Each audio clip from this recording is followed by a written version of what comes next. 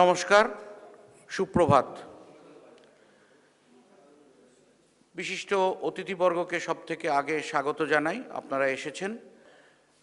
এই অধিবেশনে আমরা আমাদের দেশ ভারতবর্ষ তার যে বৃহত্তর প্রতিবেশ অর্থাৎ আমাদের যে প্রতিবেশী দেশগুলো আছে অর্থাৎ আফগানিস্তান, পাকিস্তান, নেপাল, ভুটান, ভারত, চীন, চীন এবং শ্রীলঙ্কাও কিছুটা, এই সব দেশগুলোয় নানা ধরনের সমস্যা হচ্ছে এবং তার প্রভাব কতটা এইখানে ভূ রাজনৈতিক অবস্থানের ওপরে পড়ছে এটা নিয়ে আজকে আলোচনা হবে।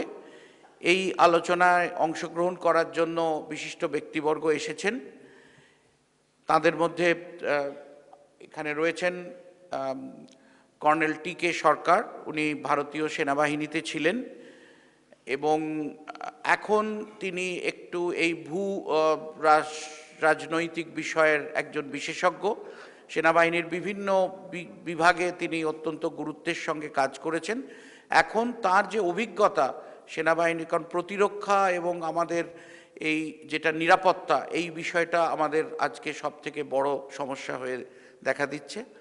তারপরে রয়েছেন অধ্যাপিকা ঈশানী নস্কর, যাদবপুর বিশ্ববিদ্যালয়ের যে আন্তর্জাতিক সম্পর্ক বিভাগ, যেখানে এক দেশের সঙ্গে অন্য দেশের সম্পর্ক নিয়ে আলোচনা হয়, উনি সেই বিষয়ে বিশেষজ্ঞ এবং দক্ষিণ পূর্ব এশিয়া এবং এই সব এলাকার যে ভূরাজনৈতিক সমস্যা, সংকট এবং তার প্রতিকার এবং দুটি দেশের মধ্যে এবং একাধিক দেশের মধ্যে যে সংকট থাকে বা কাজের সুযোগ থাকে সেগুলো নিয়ে উনি আলোচনা করেন।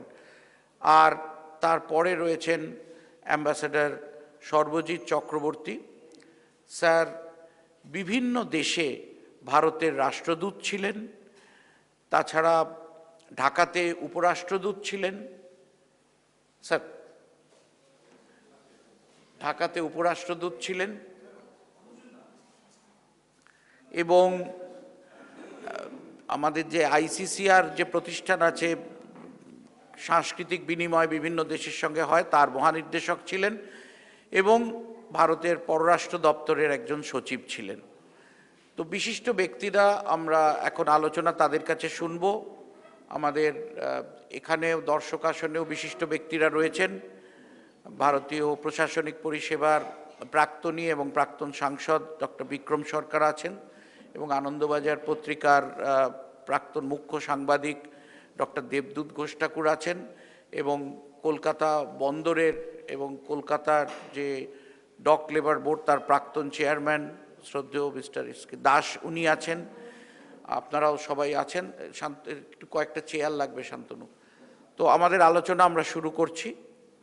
আমি সবথেকে আগে কর্নেল টি.কে. সরকার মহোদয়কে বলবো, তিনি মানচিত্রের সাহায্যে, যেহেতু সেনাবাহিনীর একজন আধিকারিক, তিনি মানচিত্রের সাহায্যে আমাদের যে অবস্থান, ভৌগোলিক অবস্থান এবং কোথায় কি সংকট সেগুলো নিয়ে তিনি আমাদের সামনে ব্যাখ্যা করবেন। Colonel T K. সরকার। সুপ্রভাত সবাইকে, আর ধন্যবাদ বাংলা ওয়ার্ল্ড ওয়াইডকে। I think let everybody settle down.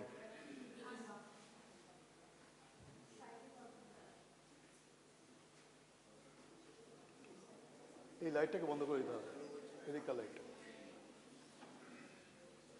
Sir, I think chair লাগবে।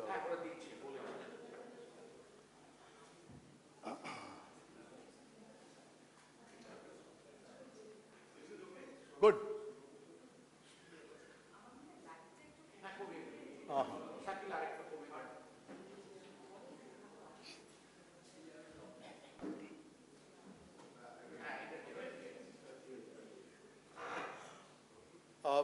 সুপ্রভাত সবাইকে, ধন্যবাদ বাংলা ওয়ার্ল্ড ওয়াইডকে এই আজকের যে ডিসকাশন সাবজেক্ট টপিক যেটা চয়েস করা হয়েছে তার জন্য। এবং এই সাবজেক্ট টপিকটা emerging geopolitics of south Asia ভীষণ ইম্পর্ট্যান্ট আজকের দিনে, কেননা আমরা একটা খুব ক্রিটিক্যাল টাইমে আছি ইন সাউথ এশিয়ার পয়েন্ট অফ ভিউ থেকে। প্রথম কথা হচ্ছে within 1 week there is going to be an election in Bangladesh. Hopefully there is going to be an election in Bangladesh scheduled, আর 1 মাসের মধ্যে নেপালেও ইলেকশন হবে। কি ধরনের গভর্নমেন্ট আসবে, কোন পার্টি আসবে, সেটা কিন্তু বিশেষভাবে আমাদের পলিসি এবং আমাদের ফিউচারটাকেও কিন্তু ইম্প্যাক্ট করে। তার সঙ্গে সঙ্গে আবার আমরা দেখছি যে চীনের সঙ্গে বাংলাদেশের একটা আন্ডারস্ট্যান্ডিং হচ্ছিল গত কয়েক মাস ধরে, যেখানে চীন বলছে যে আমরা বাংলাদেশকে তারা দেবে সাবমেরিন, তারা ওয়েপন হ্যান্ডওভার করবে, বিক্রি করবে। তারা বলছে যে তারা ইভেন একটা এগ্রিমেন্ট করেছে বাংলাদেশে drone, medium distance drone installations ওরা বানাচ্ছে। আবার হঠাৎ করে গতকাল পরশুর মধ্যে দেখছি যে আমেরিকা আর চীন, তাদের মধ্যে একটা কন্ট্রাস্ট। আমেরিকা বা বাংলাদেশকে বলছে একটা ট্রেড এগ্রিমেন্টে যে তোমরা চীনের কাছ থেকে কিছুই নেবে না, রাইট? আমরা এটাও দেখছি পাকিস্তানে, যেখানে চীন আর আমেরিকার একটা জসলিং হচ্ছে, একটা ধাক্কাধাক্কি হচ্ছে। নেপালে আমরা দেখছি যে আমরা কথা বলছি, শুনছি, ইনপুট পাচ্ছি, কিছু ডিপ স্টেট কাজ করছে। সেখানে কিছু ডাইরেক্ট রিপ্রেজেন্টেটিভ যারা ইউএসকে indirectly, not directly, indirectly represent করছে, কিছু চাইনিজ থট প্রসেসে কাজ করছে। এগেইন দেখছি নেপালেও তাই হচ্ছে। তাহলে এই দেশগুলো কি এতটাই ইম্পর্ট্যান্ট? আমি পলিটিক্স, ইকোনমিক্সের দিকে খুব একটা যাব না। আমি মিলিটারি পার্সন। আমাদের জন্য জিওগ্রাফিটা খুব ইম্পর্ট্যান্ট, কেননা জিওগ্রাফি ডু নট লাই, ও মিথ্যে কথা বলে না। এবং আমরা জিওগ্রাফিটাকে দেখি not as a background but as a battle ground, কারণ আমাদের সেখানেই আমাদের লড়াই করতে হয়। So therefore with this backdrop আমি স্ট্রেট ওয়ে আইল কাম টু দ্য প্রেজেন্টেশন। আইল গো ওভার দেয়ার, এটা ইজি। আমি প্রেজেন্টেশনটাকে চেষ্টা করব যত সম্ভব বাংলায় বলার। Please parting me in case I get into the other language. Yes, in case I get into yeah, am I audible there? Yeah.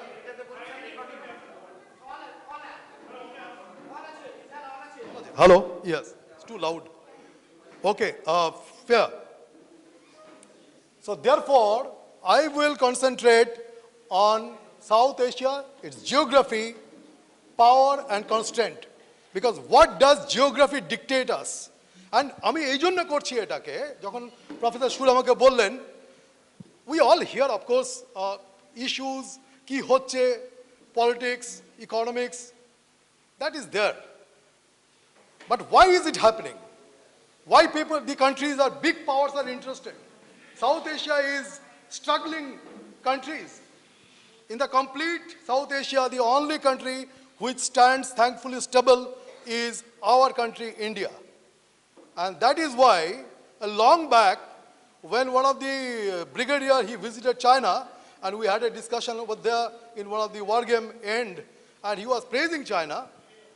I asked him a very pointed question, যে আপনি কি in the next life, will you like to be reborn as a Chinese or an Indian? Let's clear it up first. So obviously he was disturbed and agitated. He said, obviously, I said, then we must concentrate the weakness and strength of India, and we must develop on the strength and overcome the weakness, right? So I'll come to the next point. What do we mean by South Asia? Primarily, South Asia, we know generally that there are 7 countries South Asia te ache, but 7 countries: Pakistan, Bangladesh, Nepal, Bhutan, Sri Lanka, Maldives, Afghanistan.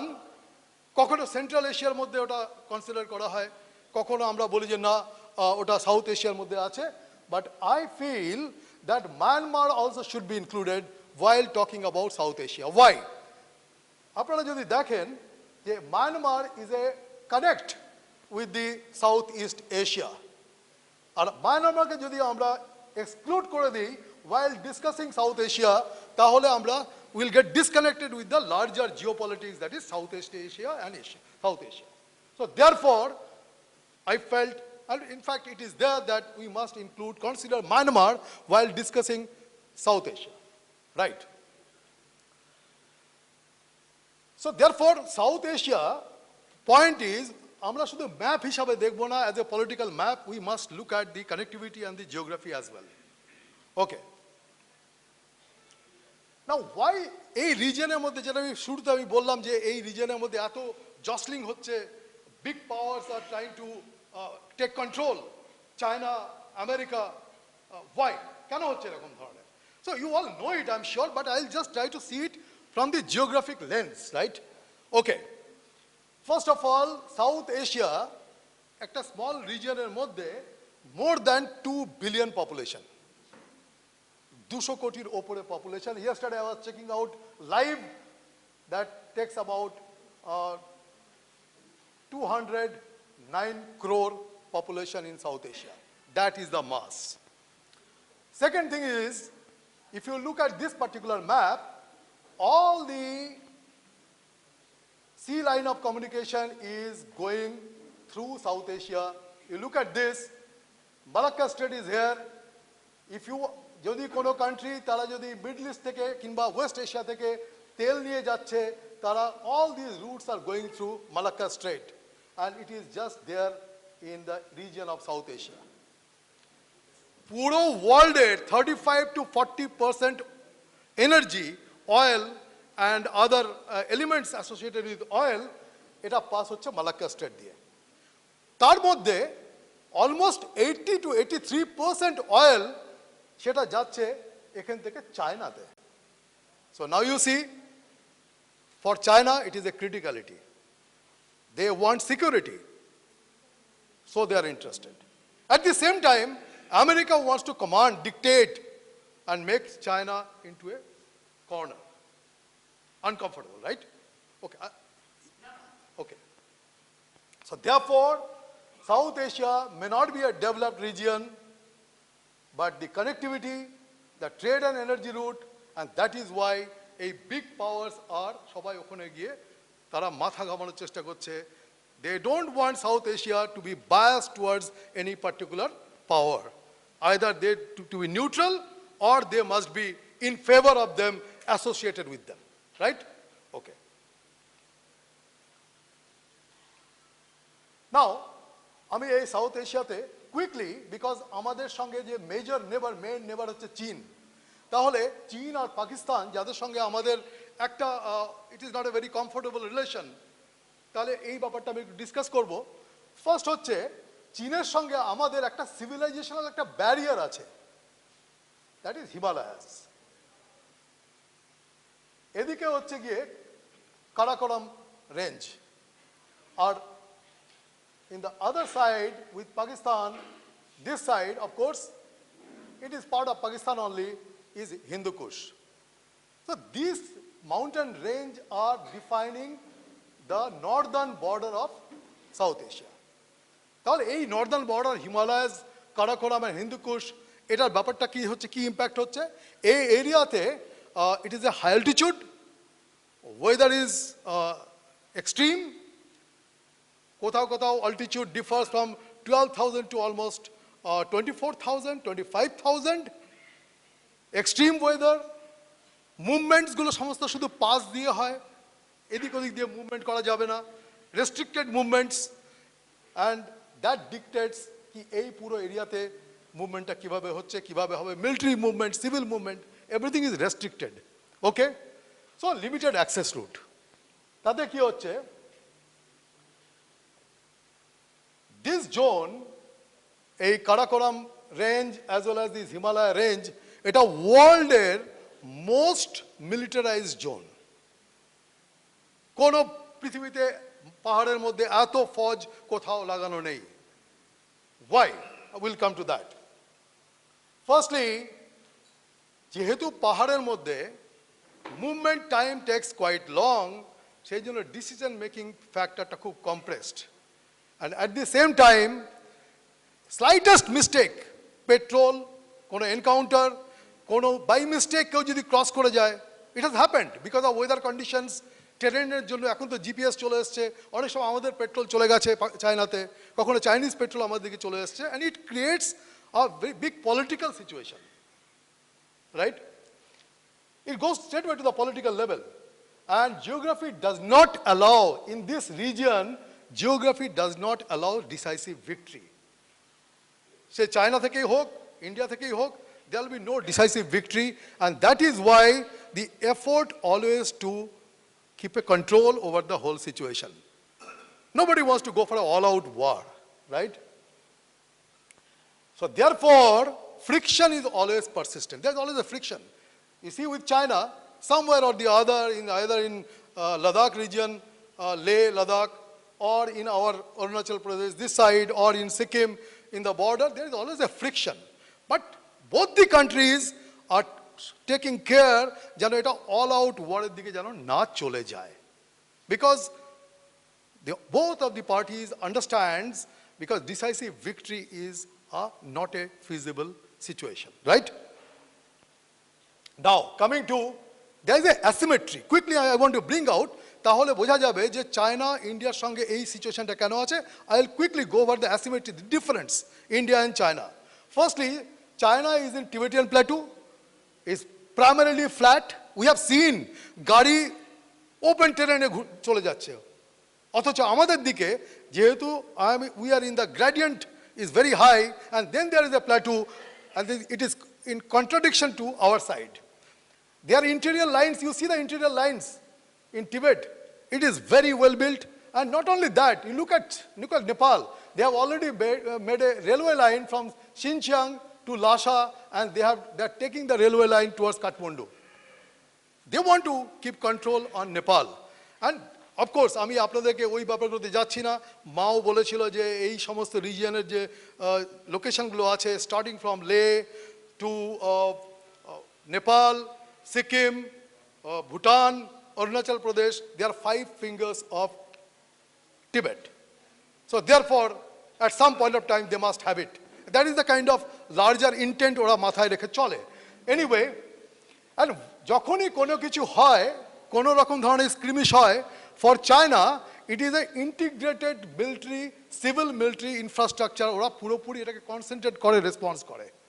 Whereas, they have got a huge logistical depth, কারণ ওরা মুভমেন্টটাকে খুব easily ফটাফট করে ফেলতে পারে, খুব তাড়াতাড়ি করে ফেলতে পারে, ফলে ওদের পক্ষে build up is very fast and very possible. And of course, with this advantage, they continue creating a pressure. আমরা বলি না স্যালামি স্লাইসিং অ্যান্ড অল, ওরা একটু এগিয়ে এলো, আমরা রেসপন্ড করার আগে ওরা এগিয়ে চলে এসছে একটুখানি. By the time we respond, they change their position, they come little ahead.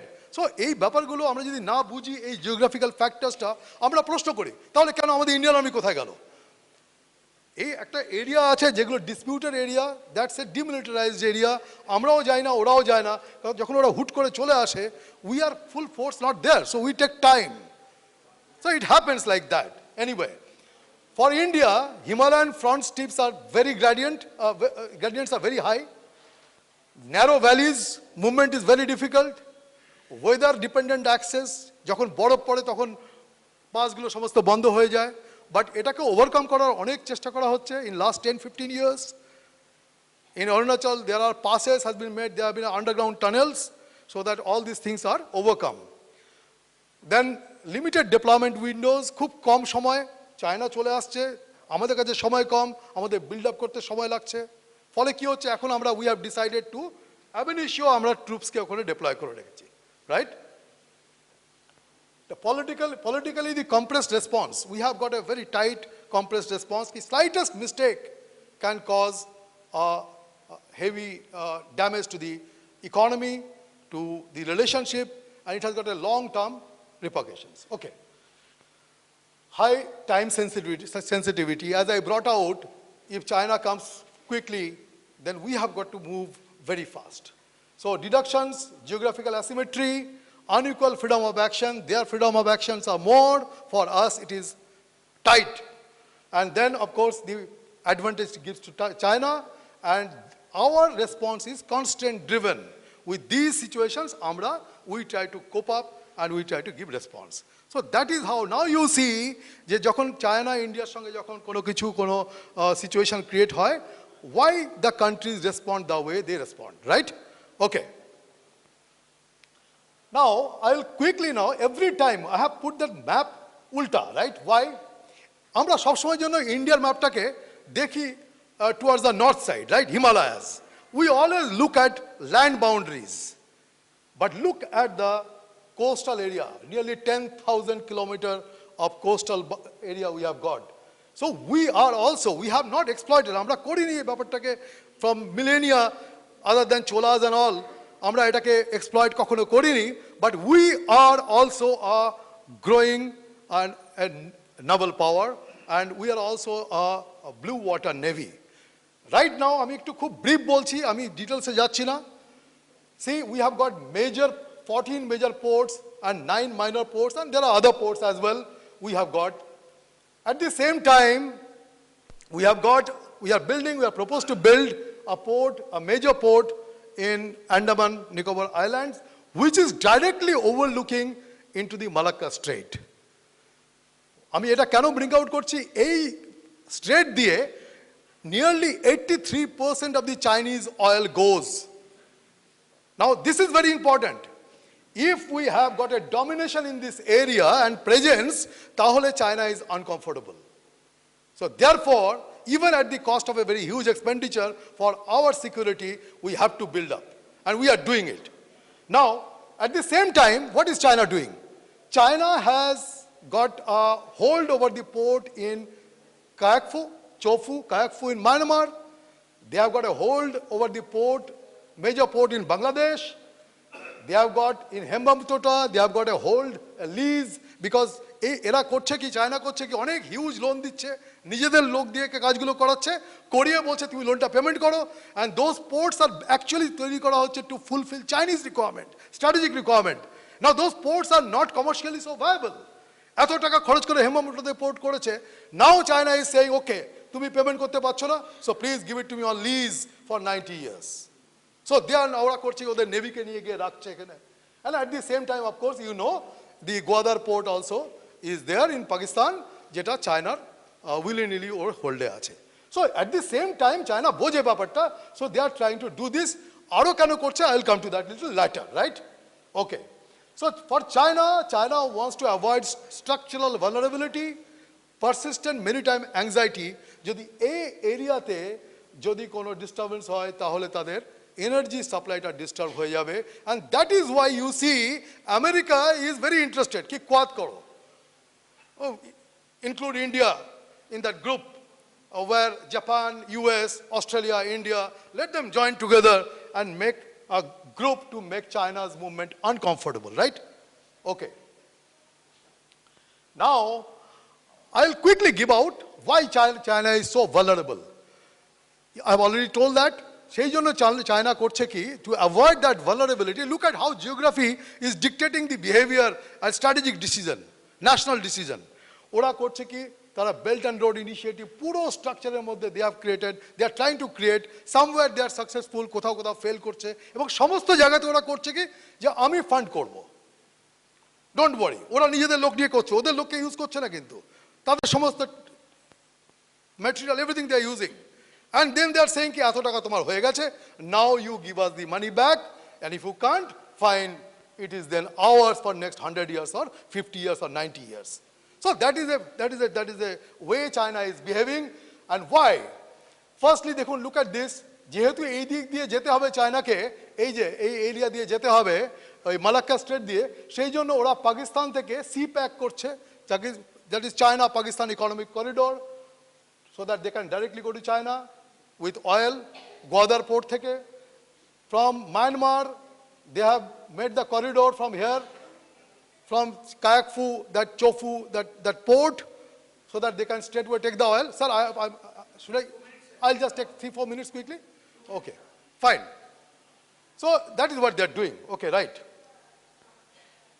Now coming to our, you know the situation that China feels, and মাঝে মাঝে ওরা পেপার রিলিজ করছে যে Arunachal Pradesh is their core interest and that it is non-negotiable. Recently last year ওরা paper release করেছে, কিন্তু কখনো কখনো ওরা আবার অরুণাচল প্রদেশ নিয়ে চুপচাপ থাকছে, আর যখন চুপচাপ থাকছে তার প্রাইমারি কারণ হচ্ছে they have got some discomfort in the area of Taiwan, because that is in American hold.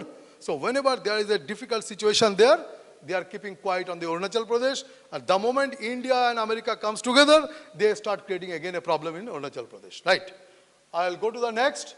So therefore, we have got a maritime advantage, right, which makes China always uncomfortable. You also know, I'll quickly come to the next point, that this complete area is very dense. And যখন dense হয় population, it is a human geography তে যখন খুব dense population হয়, যখন কোনো একটা issue create হয়, it creates a shock wave. Look at Bangladesh. Look at Nepal. Look at Sri Lanka. When it is concentrated, it creates a shock wave. So that's the advantage, disadvantage of a concentrated population like this. Okay. Just to highlight, go through it, I'll not dwell more. Only thing I want to highlight, Bangladesh is changing. We can keep saying the people of Bangladesh is very okay and friendly, but slowly, slowly their attitude is changing. I've spoken to few of these Bangladesh common people. I found there is a growing antagonistic feelings against India. In spite of the fact, India is helping them, doing everything, ready to help furthermore after the election, whoever is the government. Okay.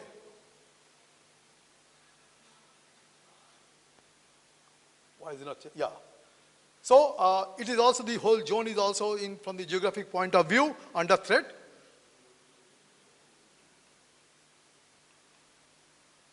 So just to conclude, the approach is South Asia is it's a managed stability. India is a natural geographic domination of South Asia, which makes other larger power uncomfortable. এবং সেই জন্য either China is trying to dominate this region, peripheral region, or America is trying to influence this region, or even America is trying to befriend, and that is why America feels India is very important in the relationship. Okay. India's role, I have generally covered. Yes. So the natural stabilizer I mentioned, India is a natural stabilizer. So that's it. Thank you all very much for giving this opportunity. Thank you. Jai Hind. অনেক ধন্যবাদ colonel টিকে সরকারকে। আপনারা দেখলেন যে ভারতের উপস্থিতি এবং ভারতের চারদিকে চীন সহ যে ভৌগোলিক অবস্থান, সেটা কতটা আমাদের কাছে সুবিধের, কতটা অসুবিধের, এবং পাশের বাংলাদেশের পরিবর্তিত পরিস্থিতিতে ভারত আমেরিকার সম্পর্কের সঙ্গে চীন কতটা কি করছে, অরুণাচলে চীন কতটা ঢুকে আসছে, কেন করছে, এই পুরো ব্যাপারটা মানচিত্রের সাহায্যে উনি খুব সুন্দর করে আমাদের সামনে বুঝিয়ে দিলেন। আমি এরপর অনুরোধ করব যাদবপুর বিশ্ববিদ্যালয়ের আন্তর্জাতিক সম্পর্ক বিভাগের অধ্যাপিকা ঈশানী নস্করকে।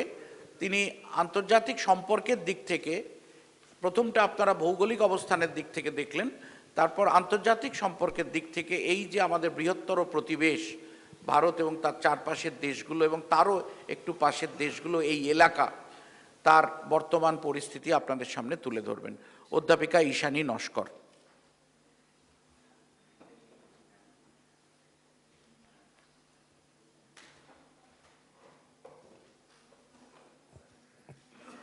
সবাইকে আমার সশস্ত্র প্রণাম। বিশেষ করে এখানে অনেকে বয়োজ্যেষ্ঠ আছেন, আর যারা ছোট আছো তাদেরকে আমার অনেক শুভেচ্ছা এবং ভালোবাসা। আমি সত্যি আপ্লুত।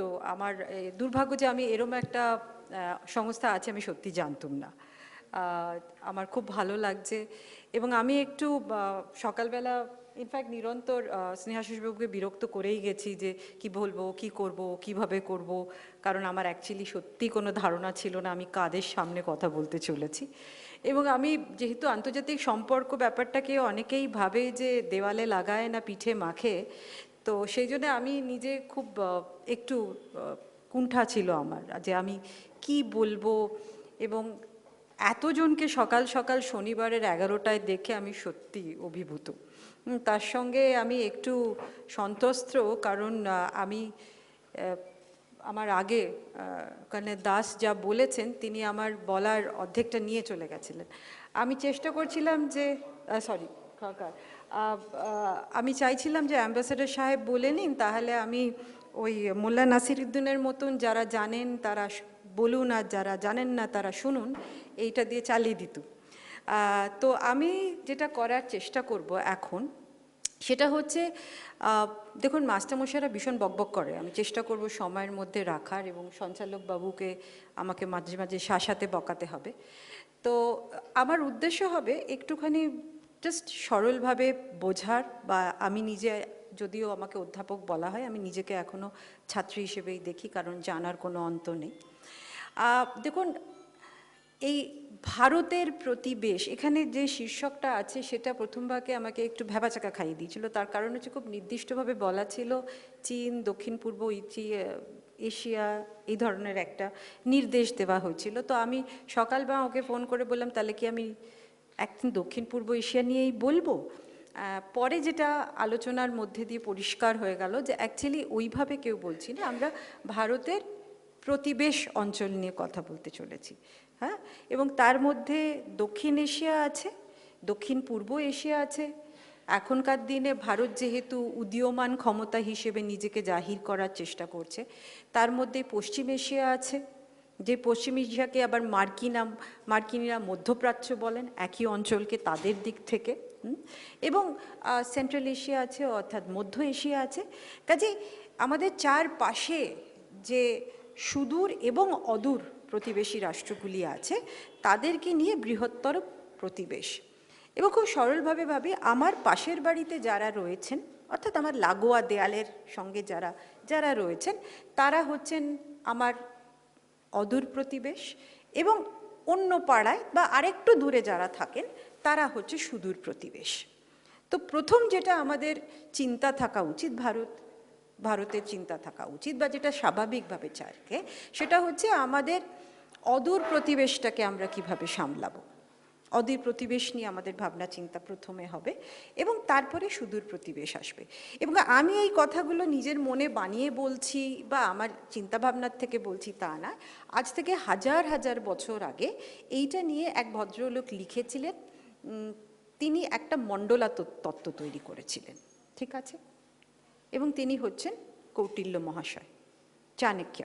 তিনি এই একটা মণ্ডলা তত্ত্ব তৈরি করেছে, অর্থাৎ তিনি বলেছেন যে একটা রাষ্ট্রের চারধারে বৃত্তাকারে রাষ্ট্ররা অবস্থিত, এবং এতক্ষণ আমার পূর্ববক্তা ভূগোলটাকে এত ব্যাপ্তভাবে বুঝিয়েছে, তার ভিতরে আমি যাব না। কিন্তু সারবত্তা বক্তব্য হচ্ছে এই মণ্ডলা তত্ত্বটা অ্যাকচুয়ালি নির্ধারণ করে কে তোমার শত্রু, কে তোমার মিত্র।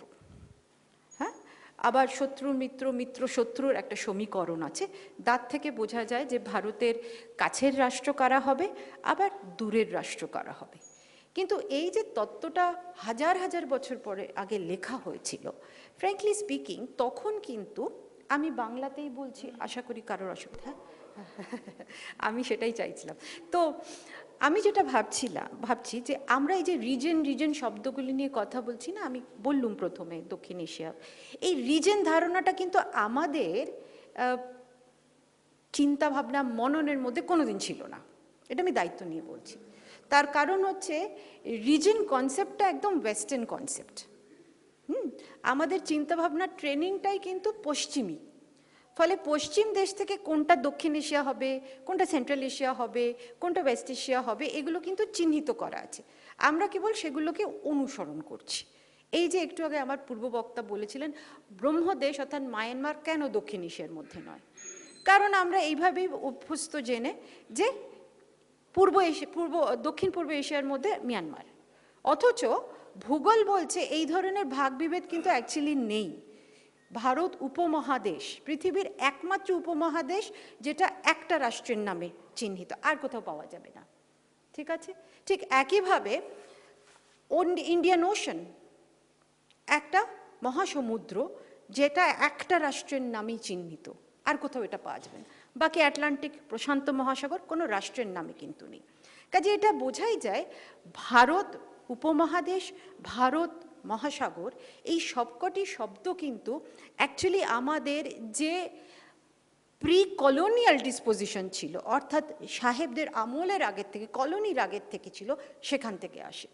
কিন্তু আমাদের চিন্তা ভাবনাগুলি প্রশমিত হয় ফ্রম দ্য কলোনিয়াল ফ্রেমওয়ার্ক। আমরা কিন্তু ওই 200 বছরে যেভাবে ঘর করে এসেছি দুটো তিনটে প্রজন্ম, তারপরে চিন্তাভাবনা এবং আধুনিক রাষ্ট্র ব্যবস্থা যেটা নাকি এখন পররাষ্ট্রনীতি করে, যেটা নাকি অর্থনীতি করে, যেটা নাকি রাজনীতি করে, এমনকি সামরিক নীতিও নির্ধারণ করে, তার সিংহভাগ কিন্তু আমরা কলোনিয়াল ফ্রেমওয়ার্ক থেকে আনছি। কাজেই যত ভালো জিনিস আমরা পেয়েছি, যেমনি গণতন্ত্র পেয়েছি, আমরা উদার চিন্তাভাবনা পেয়েছি, আমরা স্বাধীনভাবে মত প্রকাশ করার অধিকার পেয়েছি, আরও যে ভালো জিনিস আমরা পেয়েছি বেশিরভাগ কিন্তু আমরা ওয়েস্টার্ন কলোনিয়াল ফ্রেমওয়ার্ক থেকে এনেছি। আবার তার খারাপ দিকটাও এনেছি। খারাপ দিকটা কী ধরনের, একটা দুটো উদাহরণ দেব।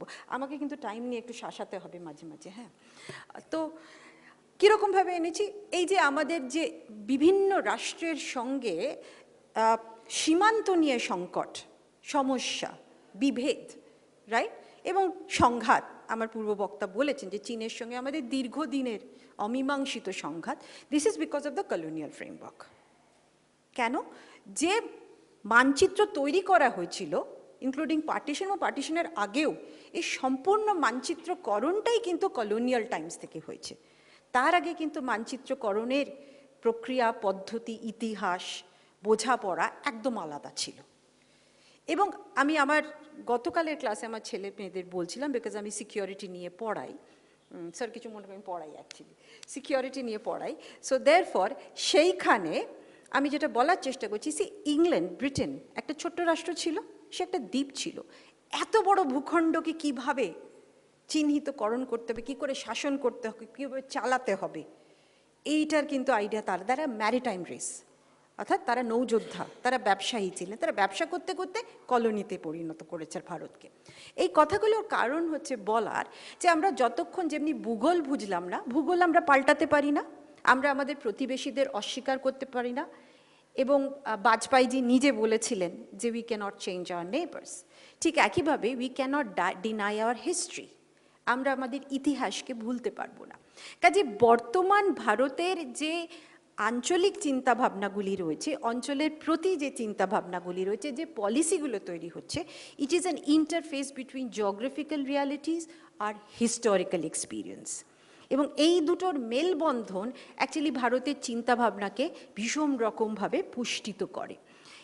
ফর ভেরি লং, আপনারা খুব ভালো করে যদি লক্ষ্য করে দেখেন, ভারতের কি কোনো solid foreign policy towards neighbours ছিল?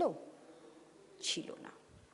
আমরা কোনোদিন ভাবিনি যে আলাদা করে পাকিস্তানকে নিয়ে ভাবতে হবে, বা পাকিস্তান বলে একটা ভূখণ্ড থাকবে, আলাদা করে বাংলাদেশের কথা ভাবতে হবে, এবং সেই বাংলাদেশ নিয়ে আমাদের কপালে বড় বড় ভাঁজ পড়বে, আমরা এটা ভাবিনি। নেপাল আমাদের চিন্তার ভাবনা, আমার পূর্ব বক্তা বলেছে আসন্ন দুটো রাষ্ট্রতেই এখন নির্বাচন হবে, শ্রীলঙ্কা নিয়ে উথাল পুথাল হবে, এগুলো আমরা কখনো ভাবিনি।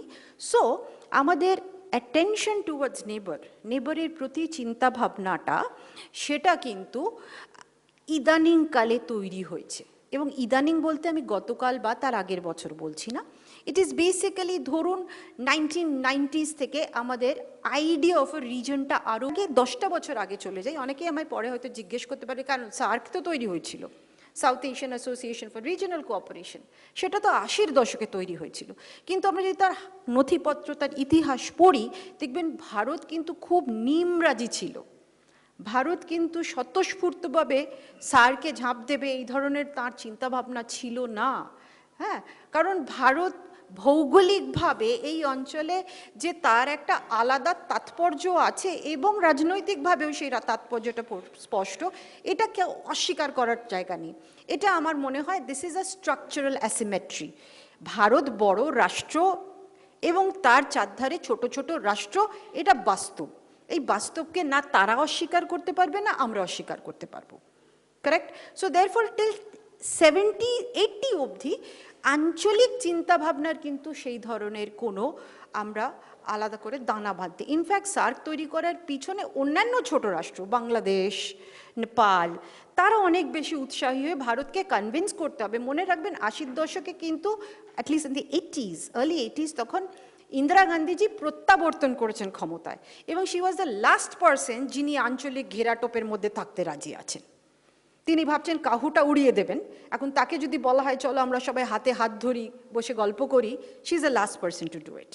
এবং দ্য ফার্স্ট সার্ক কনফারেন্স 85-তে হয়েছিল, after her demise, unfortunate assassination. ঠিক আছে? সো আমি যেটা বলার চেষ্টা করছি সংক্ষিপ্তভাবে, যে 90-এর দশকের পর থেকে আমাদের আঞ্চলিক দায়িত্ববোধ, অঞ্চলকে আলাদা যত্নের সঙ্গে দেখার যে প্রয়োজন, যে আমি বলবো তাগিদ অনুভব করেছিল, তার 2-3টে কারণ আছে। এক হচ্ছে আন্তর্জাতিক সমীকরণ বা বিশ্বের রাজনীতির সমীকরণ 90-এর দশকে আমরা সবাই জানি পাল্টে গেছিল, যেটা ভারতকে ভারতের চিন্তাভাবনা পাল্টাতে বাধ্য করেছিল। সোভিয়েত ইউনিয়নের দীর্ঘদিনের সান্নিধ্য, সখ্যতা সোভিয়েত ইউনিয়নের, সেটা বন্ধ হয়ে যাবার সঙ্গে বাজার চলে যায়, সাপোর্ট চলে যায়, এবং পৃথিবীর মানচিত্রের মধ্যেও একটা মেরুকরণ, মানে এক মেরুকরণ হচ্ছে কি না এটা বিতর্ক আসছে, এবং অনেক ধরনের ডামাডোলের রাজনীতি দেখছি।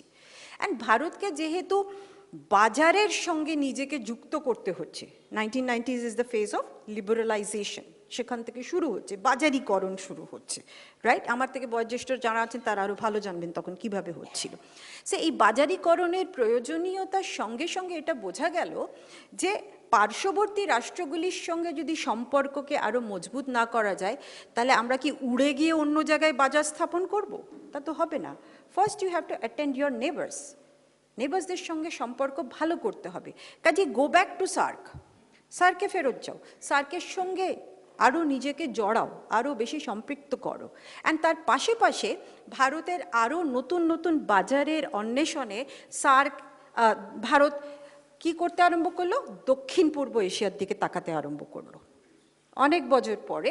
লুক ইস্ট পলিসি, এবং লুক ইস্ট পলিসির ইকোনমিক জায়গা আছে, পলিটিক্যাল জায়গা, স্ট্র্যাটেজিক জায়গা আছে। তার কারণ হচ্ছে 1988-এর পরে মিয়ানমারে সামরিক শাসন এসে গেল, গণতন্ত্র নিপাত যাক, অং সান সুচিকে সরিয়ে দেওয়া হলো, এবং তাতে চীনের সঙ্গে মায়ানমারের সখ্যতা বাড়লো, এবং নর্থ ইস্টের যে বিচ্ছিন্ন আন্দোলন, আনফর্চুনেট ইনসার্জেন্সিগুলো, তারা সেখানে প্রশ্রয় পেতে আরম্ভ করলো। সো স্ট্র্যাটেজিক কারণে ছুটে গিয়ে আগে মিয়ানমারের সঙ্গে সখ্যতা তৈরি করার চেষ্টা করো এবং দক্ষিণ পূর্ব এশিয়ার কাছে পৌঁছে যাবার চেষ্টা করো। এবং সাউথ এশিয়ার কনসেপ্টটা আরও দৃঢ় করার জন্যে তৎকালীন প্রাইম মিনিস্টার আইকে গুজরাল তিনি তৈরি করলেন দ্য গুজরাল ডক্ট্রিন। ঠিক আছে, আমি বলবো Gujral doctrine is more fundamental than SAARC আমাদের দিক থেকে, কারণ সেখানে নন রেসিপ্রোসিটির কথা আছে, অর্থাৎ আমি যতটা দিচ্ছি তোমাকে তার তুলনায় আমি কিন্তু প্রতিদানে চাইছি না, কারণ ভারত বড় দাদা রাষ্ট্র, সমানে সমানে তো হচ্ছে না ব্যাপারটা, স্ট্রাকচারাল অ্যাসিমেট্রি, কাজে এই মধ্যে খানিকটা আমরা উদারতা দেখাবো, ব্যালেন্স অফ রিলেশনশিপ হবে। কাজে এই জায়গাটার থেকেই কিন্তু ভারতের আঞ্চলিক বোধটা বাড়তে আরম্ভ করলো।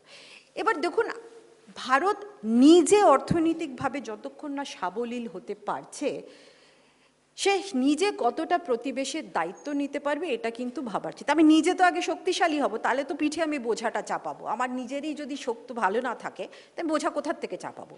সো নট আনটিল আমি বলবো 21বিংশ শতাব্দী অব্দি ভারতকে দাঁড়াতে হয়েছে to wait for its economic benefits, 2 minute, right, economic বেনিফিটসের জন্যে। এবং এই ইকোনমিক বেনিফিটসটা পাবার সঙ্গে সঙ্গে ভারতের চিন্তাভাবনা as a more emerging responsible, এই শব্দটা আমি সচেতনভাবে ব্যবহার করছি, প্লেয়ার ইন ইন্টারন্যাশনাল রিলেশনস এবং in south Asia and neighbourhood, এটা বাড়তে আরম্ভ করলো। এই যে নেবারহুড পলিসি, এই নিয়ে এত হই রই আলোচনা, অনেক রকম লিটারেচার আছে, যদি কেউ কোনো দিন চান দেখতে পারেন।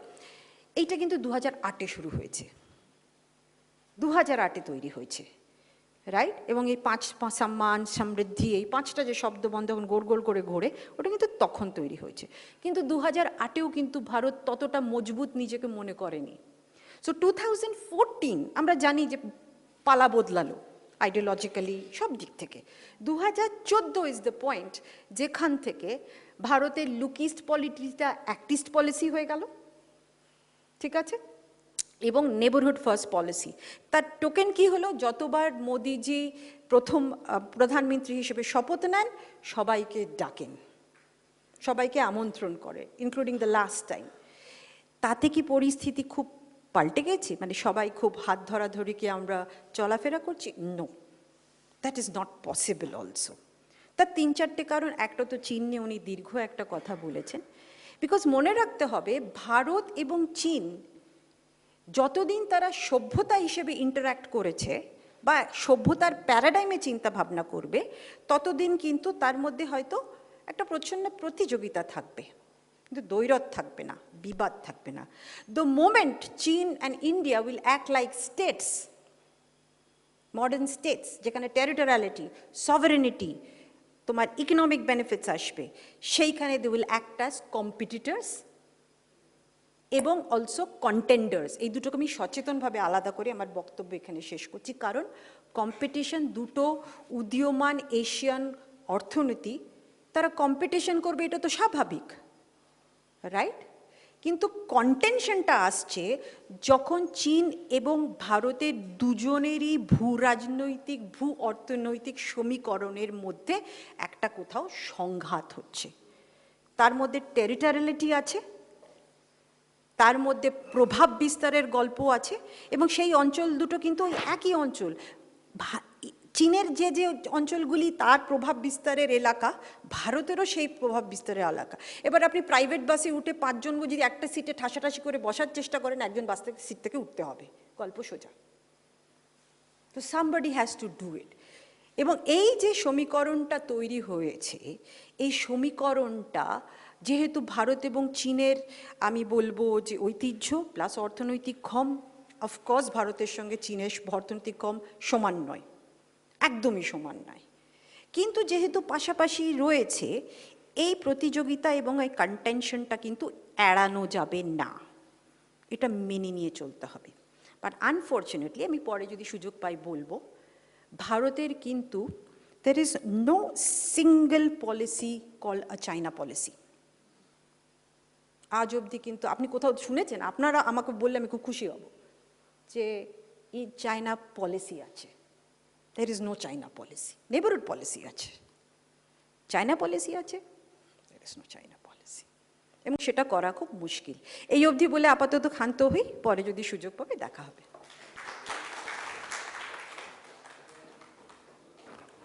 অধ্যাপক ঈশানী নস্করকে অনেক ধন্যবাদ। খুব সুন্দরভাবে একেবারে কৌটিল্যের মণ্ডলা তত্ত্ব থেকে আস্তে আস্তে যখন দেশ হিসেবে ভারত গড়ে উঠছে এবং একদিকে পাকিস্তান তৈরি হচ্ছে, পূর্ব পাকিস্তান, বাংলাদেশ তৈরি হচ্ছে, এবং তারপরে ধীরে ধীরে ধীরে কিভাবে তার প্রতিবেশ সংক্রান্ত নীতি, এবং যখন সার্ক তৈরি হলো, সার্ক পরে হয়তো আমরা আলোচনা করব সার্ক ফেলিওর না সার্ক সাকসেস, এবং তারপরে আস্তে আস্তে বিমস্টেক, এক নতুন সরকারের অ্যাক্টিস্ট পলিসি, লুকিস পলিসি তার আগে, এবং তারপরে ভারত চীনের যে দ্বন্দ্ব, আপনারা ভৌগোলিক অবস্থানটা দেখলেন, এবং এরপরে আপনারা রাষ্ট্রনৈতিক যে দ্বন্দ্ব দুটো দেশের দিক থেকে কোথায় সমস্যা, সেটা আমাদের সুন্দর করে বুঝিয়েছেন। আমি এরপর মাননীয় রাষ্ট্রদূত সর্বজিৎ চক্রবর্তী মহোদয়কে অনুরোধ করব তার বক্তব্য রাখার জন্য। অ্যাম্বাসেডর চক্রবর্তী স্যার, বসে বলবেন স্যার? স্যার এদিক দিয়ে, স্যার সামনে গিয়ে।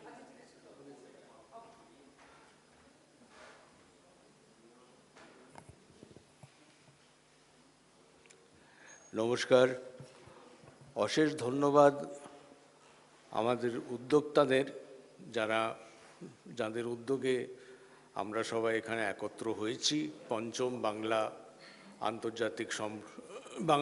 আন্তর্জাতিক বাঙালি সম্মেলনে।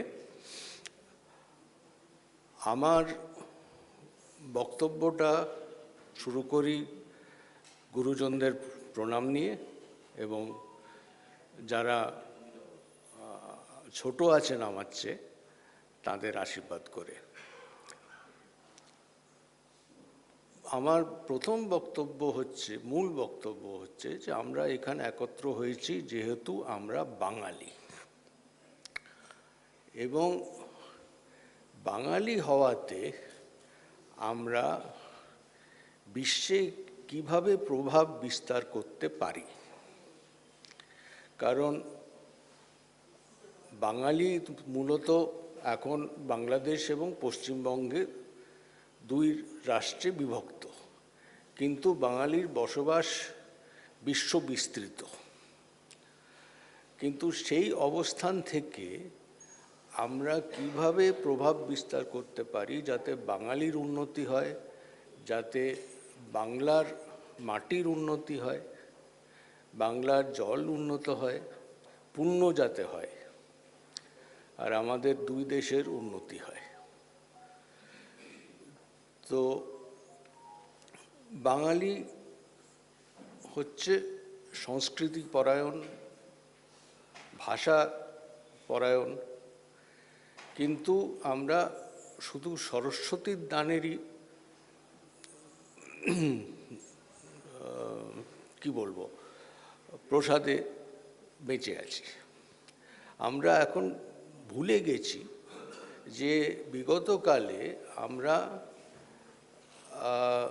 নাবিক ছিলাম, আমরা ব্যবসা করতাম, আমরা সারা বিশ্বে আমাদের প্রসার করেছিলাম। সেই প্রসারের কথাটা হালে কিছুদিন আগে আমাদের মনে করিয়ে দিয়েছেন আরেক বাঙালি, শ্রী সঞ্জীব সান্যাল, প্রধানমন্ত্রীর অর্থনৈতিক উপদেষ্টা, যিনি বাঙালির তৈরি করা নৌকা আবার তৈরি করে সেই নৌকাতে দেখিয়ে দিয়েছেন যে ভারত থেকে অন্য দেশে যাওয়া সম্ভব। আইএনএসভি কৌন্ডিন্য, যেটা ওমান গিয়েছিল, এরপরে বালি যাবে। তো সেটা আমাদের মনে করিয়ে দেয় চাঁদ সওদাগরের, মনে করিয়ে দেয় তাম্রলিপ্তির, এবং আমাদের বাঙালিদের মধ্যে বিশেষ করে বাঙালি যুব সমাজের মধ্যে যে ব্যবসায়িক ক্ষমতাটা সুপ্ত আছে সেটা জাগ্রত করার অতিশয় প্রয়োজন। কারণ আমি দেখি কলকাতায় ঘুরতে ফিরতে সব বাচ্চারা চাকরি খোঁজেন, কিন্তু চাকরি দেবার তো কারোর দরকার। বাঙালি শিল্পপতি মুষ্টিমেয়, এবং সেই শিল্পপতির সংখ্যা কি করে বাড়ানো যায় সেটা আমাদের সমবেতভাবে ভাবতে হবে। এবং যে বাঙালিরা উন্নতি করেছেন, লক্ষ্মীর আশীর্বাদ পেয়েছেন, তারা যদি কোনো প্রকারে কিছু দান ধ্যান সাহায্য করে শিল্প তৈরি করতে সাহায্য করেন, যাতে লোকের কর্মসংস্থান হয়, যাতে অর্থনীতির আমাদের উন্নতি হয়। কারণ কলকাতায় দেখুন, সিলিকন ভ্যালি টেক হাব বলে একটি বিশাল এলাকা চিহ্নিত করা আছে। সেখানে বাঙালি ছেড়ে দিন, কেউই আসেনি। কেন আসেননি? জায়গাটা, জমিটা পড়ে আছে বেকার। তো সেই জন্যেই আমাদের বাঙালিদের চেষ্টা করতে হবে যে আমরা যেখানেই থাকি না কেন সেই জায়গার সঙ্গে বাংলার একটা সম্পর্ক, একটা অর্থনৈতিক সম্পর্ক, বৈষয়িক সম্পর্ক তৈরি করার। এবং এখন যে মুক্ত বাণিজ্য চুক্তিগুলো হলো এবং আরও হতে চলেছে, সেই মুক্ত বাণিজ্য চুক্তির আমরা সুবিধা কী করে নিতে পারব, যাতে আমাদের নতুন প্রজন্ম বুঝতে পারে যে তারা শুধু উপমণ্ডক ঘরে বসে থাকার মতো প্রজন্ম নয়, এবং তারা বিশ্বায়নের সুবিধাটা অর্জন করতে পারে। বিদেশ নীতিটা শুধু দিল্লিতে বসেই যে হবে সেটা তো নয়। বিদেশ নীতি হচ্ছে দেশীয় নীতির প্রতিফলন, এবং একটা পন্থা যাতে দেশীয় নীতির আরও দৃঢ় করা যায়, আরও সহজে সুফল করা যায়। তো সেই জন্যেই আমরা চাই যে বাঙালির যারা আছেন তারা একত্রে মিলে, পুরনো প্রজন্ম নতুন প্রজন্ম সবাই মিলে আমরা চেষ্টা করি বাঙালির অর্থনৈতিক প্রসারটা বাড়াতে। বাঙালির মাথা আছে, মেধা আছে, কিন্তু বাঙালির উদ্যমটা নেই, এবং বাঙালি একটু দিশাহীন হয়ে পড়েছে। এই দিক নির্দেশনাটা যদি আপনাদের এই বিশ্ব বাংলা সম্মেলন থেকে, সংগঠন থেকে তৈরি করতে পারেন, তাহলে ভবিষ্যতে বাঙালির উন্নতি হতে বাধ্য। ধন্যবাদ।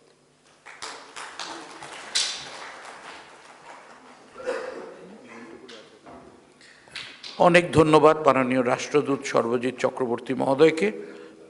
উনি খুব সুন্দর করে আজকে বাঙালির কি অবস্থা এবং তার কি করণীয় সেটা সুন্দর করে আমাদের সামনে উপস্থিত করেছেন। মাফ করবেন, আমরা খুব সংক্ষেপে একবার দ্বিতীয় পর্যায়ে যাব। প্রথমে আমি যেভাবে বক্তারা বলেছিলেন, কর্নেল সরকারকে অনুরোধ করব সংক্ষেপে বর্তমান পরিস্থিতিতে বাংলাদেশ, চীন, পাকিস্তান, আফগানিস্তান এবং নেপাল, ভুটান হয়ে চীনের যে এগিয়ে আসা আগ্রাসী মনোভাব, অন্যদিকে শ্রীলঙ্কার বন্দরও এখন চীন নিয়ে নিয়েছে, সামরিকভাবে সংকটটা কোথায়, পরিস্থিতিটা যদি একটু ব্যাখ্যা করেন। আমাদের সীমানা দিয়ে সীমানায় সংকটটা কোথায়, কর্নেল সরকার।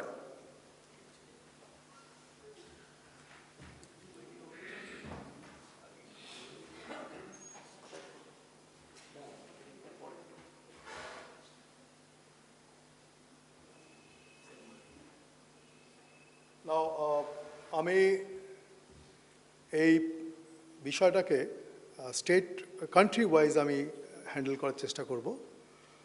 প্রথমত দি কমপ্লিট পেরিফেরাল রিজিয়নের মধ্যে যেটা অলরেডি বারবার ব্রিং আউট বলা হচ্ছে যে চায়না এবং আমেরিকার প্রভাব দুই দেশই ফেলার চেষ্টা করছে, রাইট? সেখানে ইন্ডিয়া হচ্ছে একমাত্র স্টেবিলাইজার। সেকেন্ড কথাটা হচ্ছে যে যেখানেই ইন্ডিয়া একটা ভ্যাকিউম ক্রিয়েট করবে কিংবা হবে, সেখানে চায়না উইল ফিল ইন, ও ওটাকে ফিল আপ করার চেষ্টা করবে, and they will influence. In fact what professor Naskar has brought out is very apt, কি ইন্ডিয়া যদি আরও একটু প্রোঅ্যাক্টিভ না হয়, ইয়াস আমাদের প্রবলেম আছে in terms of deep pocket যেটা চায়নার আছে, they are nearly 4 times than our economy. There is a situation with India. But at the same time, India cannot disengage fully. Number one. Number two, India has got a direct geographic domination in the complete region. In situation, what India directly is doing to stabilize the situation is, we are in terms of Air Force, আপনারা জানেন how কিভাবে আমরা air ফোর্সটাকে আরও স্ট্রেনথেন করার চেষ্টা করছি। There are challenges, but yet কীভাবে ওটাকে ওভারকাম করা হচ্ছে। In terms of arm forces কীভাবে ওটাকে মডার্নাইজ করা হচ্ছে, and in terms of navy how we are expanding our navy to dominate this complete region. So the aim is not to get into any kind of confrontation, but India, আমাদের, we have got no other way but to strengthen ourselves economically, militarily, and of course in international relations, dealing with all other groups. And আমি খুব appreciate করি in the last around 6 months, যেভাবে like a tornado, America, I'll not say Donald Trump, he is one man, but by the way, because it is their policy, সবকিছু has come into the foreground, সামনে চলে এসছে in a naked manner, যেভাবে চাপ সৃষ্টি করার চেষ্টা করেছে, I feel very proud that India has not buckled, right? So I think that is the way I look at this complete region. Thank you very much. ধন্যবাদ colonel সরকার। আমি এবার অধ্যাপিকা ঈশানী নস্করকে বলবো তার সংক্ষিপ্ত দ্বিতীয় পর্যায়ের বক্তব্য রাখতে। এবং সত্যি কথা বলতে কি, আমাদের প্রতিবেশের মধ্যে বাংলাদেশের সমস্যা থাকলেও চীনের সমস্যাটা আরও বেশি ভয়ঙ্কর। যেভাবে ইন্ডিয়ান ওশান রিজিয়নে আস্তে আস্তে, মানে ওদিকে দক্ষিণ চায়না সাগর থেকে শুরু করে এক এক করে ইন্ডিয়ান প্রত্যেকটা জায়গার এক একটা করে বন্দর নিয়ে নিয়েছে, যে কথা আগে উঠে এলো। বা চীনের দিক থেকে আমাদের কি সংকট বা আমাদের কিভাবে আমরা ভাবছি, সেটা যদি একটু বলেন অধ্যাপিকা ঈশানী নস্কর।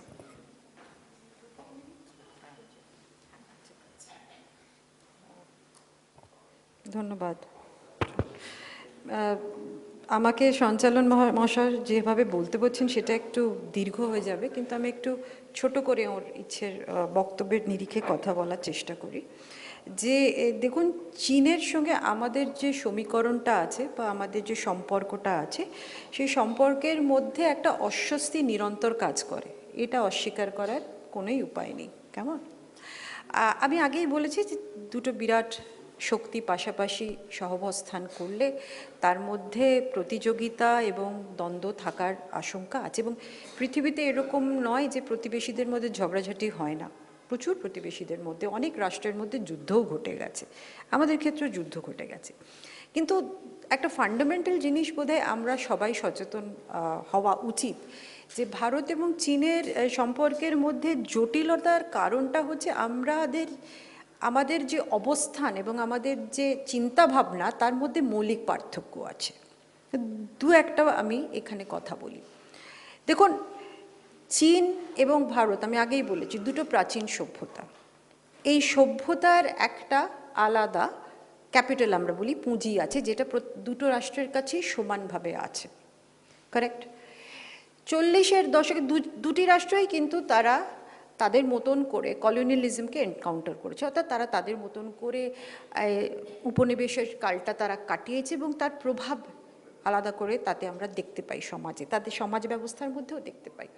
কিন্তু 40-এর দশকের পরে যে নবজাত ব্যবস্থা তৈরি হয়, ভারত স্বাধীন হয় এবং চীন সমাজতান্ত্রিক রাষ্ট্র হয়ে যায়, সেখান থেকে চিন্তাভাবনাটার আমি মনে করি দুদিকে চলে গেছে। রাইট? তার কারণ হচ্ছে ভারত একটা গণতান্ত্রিক ব্যবস্থা গ্রহণ করেছে, সেটাকে আলিঙ্গন করেছে, এবং তার নিজের অনেক রকমের গুণ আছে, এবং তার মধ্যে সহমত তৈরি করা, আলোচনা করা, এই সব মিলিয়ে দাঁড়ায়। কিন্তু চীনের দিক থেকে এটা যে ডেমোক্রেটিক সেন্ট্রাল ব্যবস্থা, হ্যাঁ, এবং সেইখানে পার্টির মুষ্টিমেয় ব্যক্তিদের সারাক্ষণ কিছু ক্ষমতা থাকে, এবং ইদানিংকালে একজনের ক্ষমতা আরও বেশি হয়েছে। শি জিনপিংয়ের কথা আমরা যদি ধরি, তাহলে বেশি হয়েছে। ফলে আমাদের সঙ্গে চীনের সম্পর্কের পিছনে যে মনস্তত্ত্বকে চিন্তা করতে হবে, দুটোর কিন্তু platform are not the same. এবং ফলে নেগোসিয়েশনের জায়গাটাতেও যখন চিন্তাভাবনাগুলি আমরা তৈরি করা হয়, ছোট ছোট উদাহরণ বলি, ধরুন আমাদের সারাক্ষণের যাতনা সেটা হচ্ছে বর্ডার, ঠিক আছে? এই যে বর্ডার একদম পশ্চিম থেকে পূর্ব অবধি বিভিন্ন সেক্টরে ভাঙা, এবং স্যার বলেছেন আরও দীর্ঘায়িত, তারা যে বর্ডারের চিন্তাভাবনাটা করে, that is a pre colonial paradigm. আমরা যে চিন্তাভাবনাটা করি, that is a post colonial paradigm. এই দুটোর মিশ খাওয়া খুব মুশকিল, এই দুটোকে আনা খুব মুশকিল। কিন্তু এটা সত্ত্বেও আমি এটা বলতে বাধ্য, এবং যার জন্যে সীমান্তে একাধিকবার সংঘাত হয়েছে, একাধিকবার আমরা কনফ্রন্টেশন দেখেছি, এবং সেই জায়গাটাতে বারবার সংঘাতের সময় আমাদের সম্পর্ক পড়ে গেছে।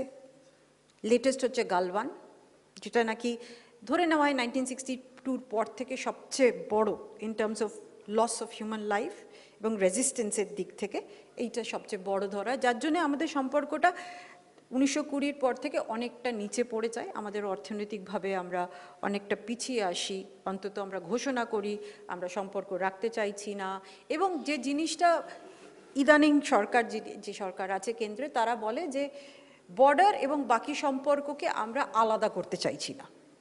চীনের সঙ্গে তো শুধু বর্ডার নিয়ে ব্যাপার নেই, অনেক কিছু আছে।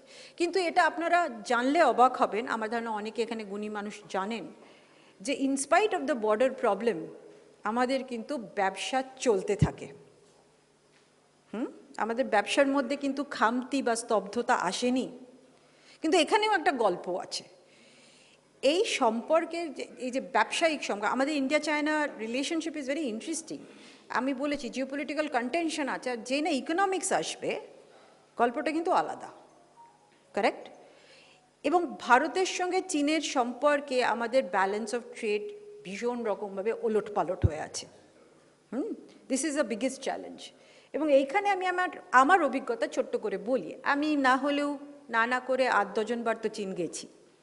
তো লাস্ট আমি যখন গেছিলাম, এই আলোচনার মধ্যে মানে আস্তে আস্তে উষ্ণতার ইঙ্গিত যখন আছে কাজানের পর থেকে, তার আগে আই ওয়াজ দেয়ার।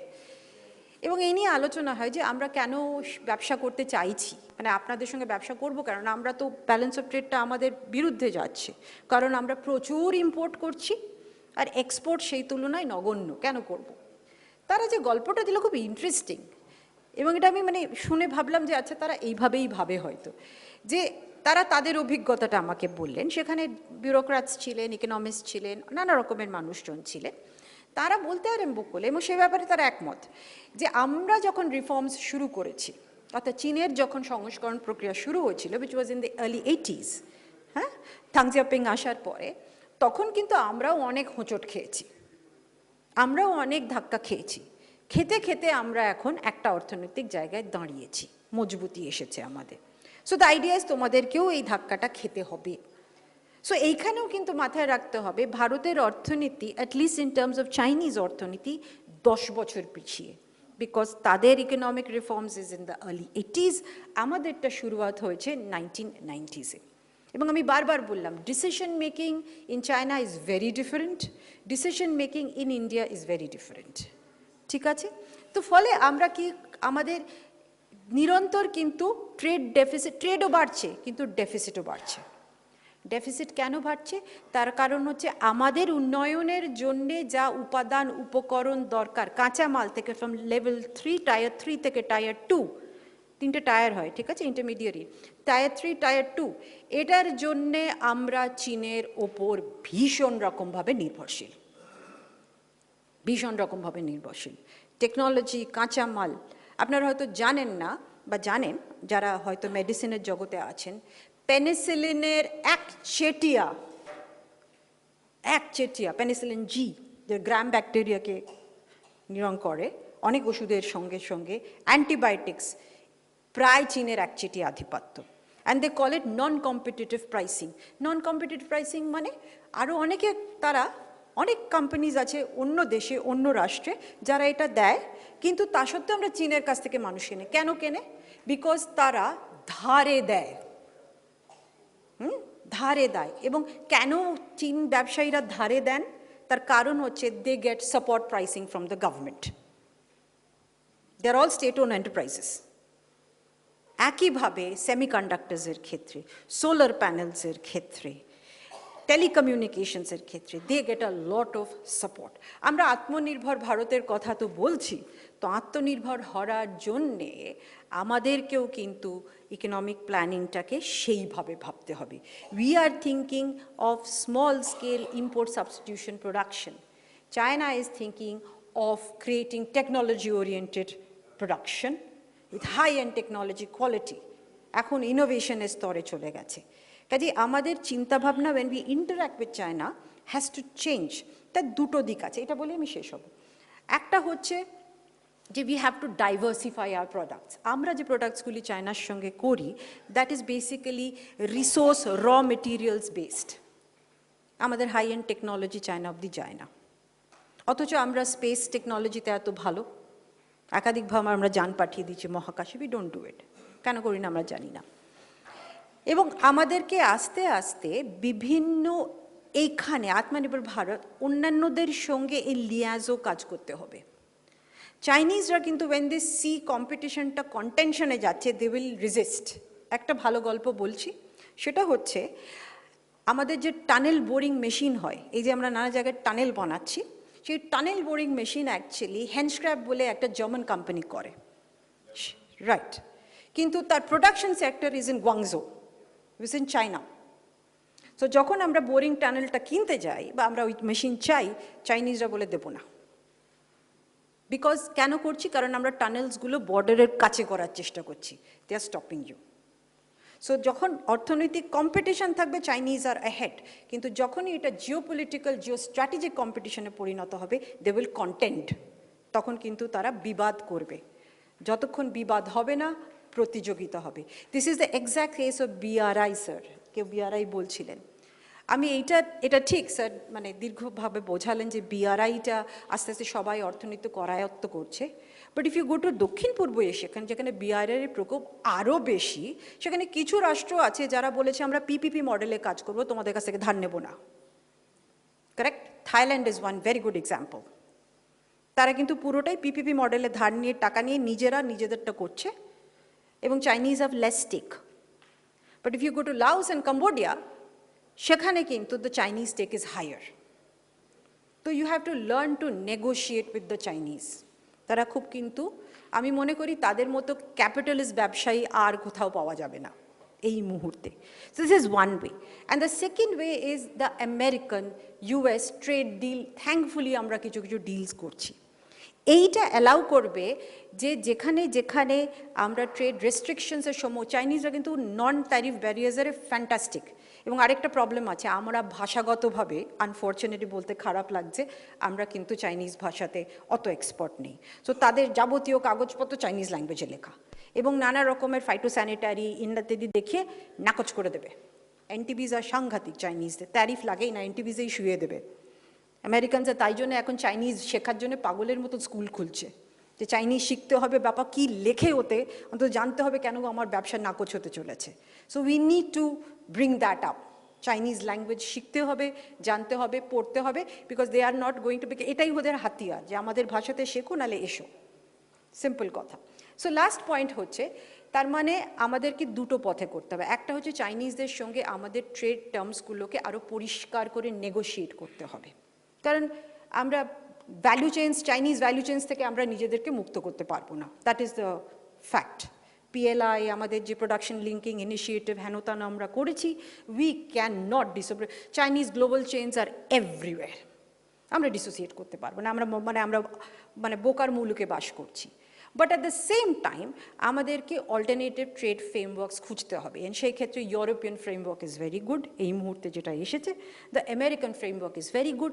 এবার আমেরিকান ফ্রেমওয়ার্ক যেটাতে আমরা এই যে ট্রেড ডিলটা করছি বলে আমরা এত চেঁচামেচি বা এত কথা হচ্ছে, তাতে কিন্তু আবার যেটা আমি এই গতকালই যেটা খবর পেলাম, the Bangladesh is a very sad. কেন? কারণ বাংলাদেশের textile industries are going to take a hit because of the American trade deal with us. এবার তাতে কি হবে? বাংলাদেশিরা আবার ছুটবে চাইনিজদের কাছে, রাইট? সো আমরা একটা কিন্তু খুব জটিল পরিবেশে বসে আছি, খুব জটিল পরিস্থিতিতে আমাদের টাইট রোপ ওয়াক করতে হচ্ছে। এবং dealing with the Chinese is not the same with dealing with the Americans or the Europeans or any other country, right? G+, আমরা যেটা বলি চায়না +1 একটা নতুন ফর্মুলা তৈরি করেছে ওয়েস্টার্ন কান্ট্রিজ, যে সব কিছু চায়নার উপর নির্ভর করে অল্টারনেটিভ খোঁজার। কাজে ভারতকে কিন্তু ডাইভার্সিফাই করতে হবে, প্রোডাক্টস ডাইভার্সি করতে হবে, দরকার হলে ডাইরেক্ট করতে হবে। অর্থাৎ শ্রিম্পস, ফ্রোজেন শ্রিম্পস আমরা মার্কিন যুক্তরাষ্ট্রতে প্রচুর পাঠাই। মাঝে চিন্তাভাবনা হয়েছিল 50% যখন ট্যারিফ লেগেছিল, এটাকে আমরা রিডাইরেক্ট করব, সাউথ ইস্ট এশিয়াতে পাঠাবো, কোরিয়াতে পাঠাবো। So we need to re-engage, recalibrate, এই শব্দটা আমি বাংলায় তা প্রতিশব্দ জানি না, রিক্যালিব্রেট করতে হবে। তাহলেই কিন্তু আমরা ব্যালেন্স অফ করতে পারবো, এবং এটা অ্যাকসেপ্ট করে চলতে হবে যে চাইনিজদের সঙ্গে আমাদের ব্যালেন্স অফ ট্রেড এই মুহূর্তে ফিক্স হবে না। সো আমাদেরকে খানিকটা জেস্টেশন নিতে হবে ইন অর্ডার টু আন্ডারস্ট্যান্ড আমরা কীভাবে চাইনিজদের সঙ্গে অন্তত কাছাকাছি আসার চেষ্টা করব।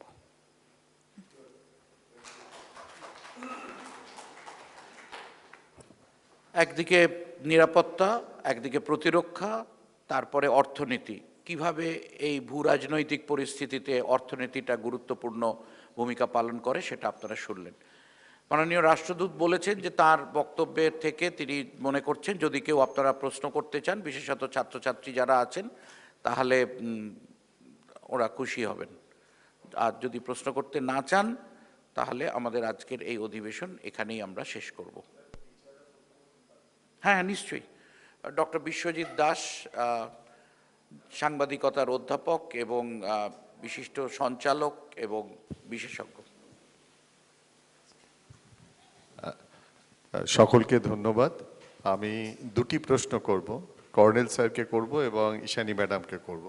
কর্নেল স্যারের প্রশ্ন হচ্ছে যে লালমনিরহাট এয়ারপোর্ট, তার স্ট্র্যাটেজিক ইম্পর্টেন্স কি এই মুহূর্তে?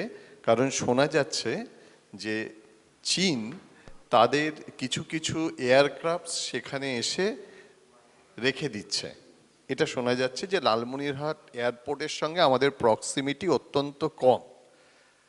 আর ঈশানী ম্যাডামের কাছে যে প্রশ্ন, সেটা হচ্ছে যে সার্কের মধ্যে চীনকে কি নেওয়া উচিত, স্ট্র্যাটেজিক্যালি আমাদের কি কি লাভ হবে আর ক্ষতি হবে।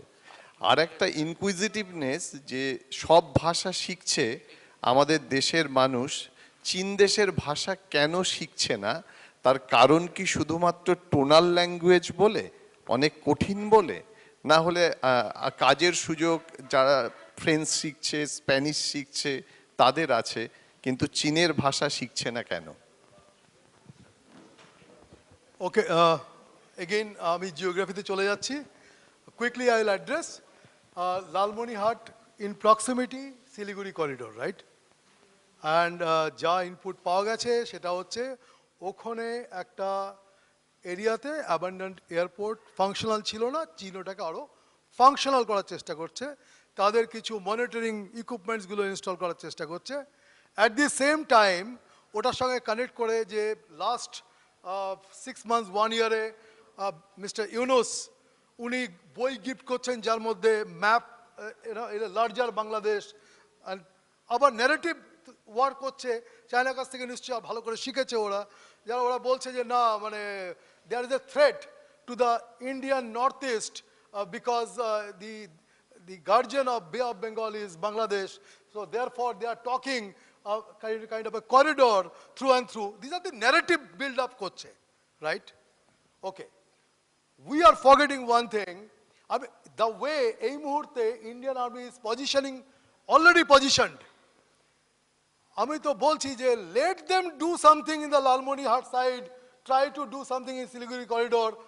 Ladies and gentlemen, we can cut their head, and on the right flank they have got an arm which is also nearly like a Siliguri corridor, 40-50 kilometer. We can cut this side and we can straighten it up. So this is the opportunity. Look at Israel. This Hamas created a chaos one day. Sir thank you. And what happened? Right? Sir, So thank it you. is the opportunity you have to create. Right? Thank you. কিন্তু এই মুহূর্তে not welcome. আর দ্বিতীয় হচ্ছে ভাষা নিয়ে একটা minute যেটা বলিনি, দেখুন ভাষাটাও না ক্ষমতার সমীকরণটা বোঝায়। একটা সময় ছিল যে জার্মান শিখলে, ফ্রেঞ্চ শিখলে আপনার অনেক বেশি সুযোগ আছে, সুবিধে আছে। এখন চাইনিজ ভাষা শেখার, কিন্তু ওয়ের উইথ অল চাইনিজ এটা কিন্তু এখনো অতটা মজবুত হয়নি। শুধু শান্তিনিকেতনে চীনা ভবন আছে এবং কলকাতাতে একটা প্রাইভেট ইনস্টিটিউট শেখায়, খুব অল্প স্বল্প আমার বিশ্ববিদ্যালয়তে একটা স্কুল আছে, এবং আরেকটা বোধহয় আছে কলকাতা বিশ্ববিদ্যালয়ে, তো এক সময় ছিল, সেটা চলছে কাছে। ওয়ের উইথ রামকৃষ্ণ মিশন আছে, এরা সব ফাংশনাল চাইনিজ শেখায়। পিওর চাইনিজদের মধ্যেও অনেক ভাগ আছে, ম্যান্ডারিন স্ক্রিপ্ট আলাদা আলাদা, আপনি কোনটাতে যাবেন, সেই স্পেশালাইজড লোক আনবেন কি না, এইটা যেহেতু ভিসা নিয়ে এত গন্ডগোল ছিল, এই জায়গাটা এখনও কিন্তু পরিষ্কার হয়নি। কিন্তু আমি অ্যাসিওর করছি আসন্ন 10 বছরের মধ্যে চাইনিজ শিখতে হবে, না হলে ডিল করতে পারবেন না। আমি জানি আপনারা প্রশ্ন করেছেন, উত্তরটা পেতে চান। আপনি যে প্রশ্নটা করেছেন সেটার উত্তর দিতে অনেক সময় লাগবে। আমি করজোরে আপনাদের কাছে ক্ষমা চাইছি। আপনারা দুজন প্রশ্ন করতে চেয়েছিলেন, আসলে বক্তারা একটু ভালো করে বলুন চেয়েছিলাম। ডক্টর সরকার এসে গেছেন, এরপরে মানে আপনারা বুঝতে পারছেন তো যে এই এতজন সংখ্যক রোগী ওনার জন্য অপেক্ষা করছে, মানে এর পুরো দোষটা আমার ওপরে পড়বে যদি ওনাকে আরেকটু আটকে রাখা হয়। আপনারা শুনলেন মন দিয়ে, এবং বিশেষত আমাদের বক্তারা নিজেদের দিক থেকে খুব সুন্দর করে আমাদের ভারত এবং তার প্রতিবেশ, তার সংকট কোথায়, বাংলাদেশ চীন, সেটা বলেছেন। আমরা তাদের কাছেও খুব কৃতজ্ঞ, আপনাদের কাছেও কৃতজ্ঞ। এর উত্তর পরে নিশ্চয়ই আবার সুযোগ হবে, কারণ সময়টাও একটু ইতিমধ্যেই আমরা 2-5 মিনিট সময় বেশি নিয়েছি। আমি ডক্টর বিশ্বজিৎ দাসকে অনুরোধ করব আমাদের মাননীয় বক্তাদের হাতে বাংলা ওয়ার্ল্ড ওয়াইডের স্মারক তুলে দেওয়ার জন্য।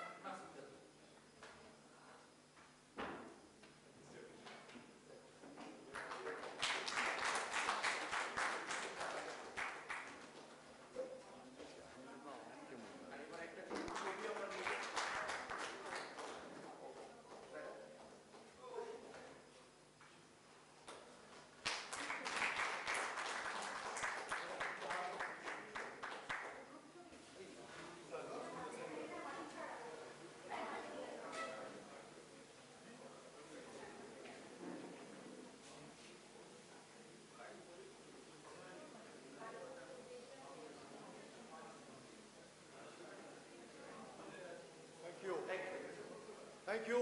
জয় হিন্দ, ভারত মাতা কি জয়। পরবর্তী অধিবেশন এখনই শুরু হবে।